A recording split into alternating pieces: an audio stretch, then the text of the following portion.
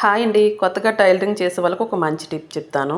ఒకే size బ్లౌజులు ఎక్కువగా stitch చేసేటప్పుడు ఈ టిప్ పాటించండి.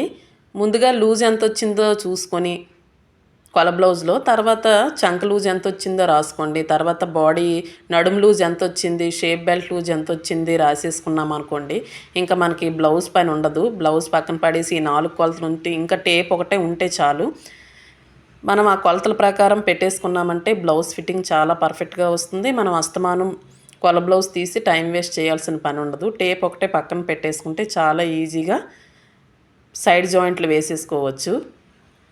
ఈ టిప్ మీకు ఎలాగ అనిపించిందో నాకు కామెంట్ చేసి చెప్పండి. సైడ్ జాయింట్లు నీట్ ఫినిషింగ్‌తో ఎలా వేసుకోవాలో నెక్స్ట్ వీడియోలో పెడతాను. ఈ టిప్ మీకు ఎలా అనిపించిందో నాకు కామెంట్ చేసి లైక్ చేయండి. ఈ టిప్ యూస్ చేసి కనుక మీరు సైడ్ జాయింట్లు వేశారంటే చాలా ఈజీగా వేసేయచ్చు. Thank you.